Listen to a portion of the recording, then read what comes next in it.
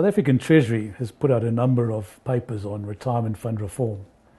And one thing they say very clearly in that retirement fund reform papers is and they repeat this a number of times, is that we really believe that in South Africa far more use should be made of low-cost, passive, index-tracking funds in building up portfolios for retirement.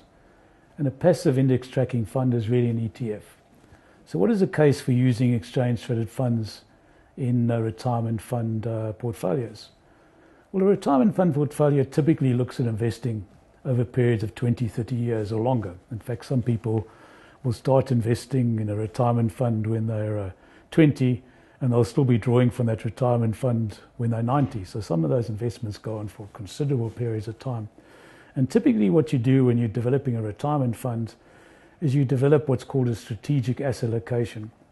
The Pension Fund Act in South Africa effectively forces you in a retirement fund environment to use a strategic asset allocation, because it has Regulation 28, which says you have to have a limit on how much you can put into different types of asset classes. Only 70% can be in equities and 25% can be in listed properties and so on. So if you develop a strategic asset allocation, you say, right, we will run our pension fund with a certain amount allocated to government bonds, a certain amount allocated to cash, a certain amount allocated to offshore investments or to domestic investments and to alternative assets such as private equity or such as property shares. You can do that strategic asset allocation and fill in the assets that you acquire by using passive index tracking exchange traded funds. So you can deliver a strategic asset allocation using exchange traded funds as the way of doing this, because there are sufficient exchange traded funds now in South Africa in order to be able to deliver a strategic asset allocation and to do it with much lower risk than using active management techniques. Now let me explain that. Risk is measured by the deviation, what they call the standard deviation against the benchmark. And the benchmark in each asset class is the index.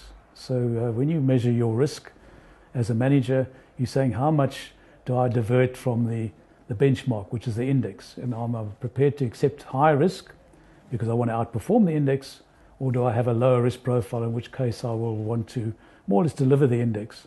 Now an ETF actually gives you the index. So once you start using ETFs in construction of retirement funds, you're lowering the risk or the standard deviation of that retirement fund significantly.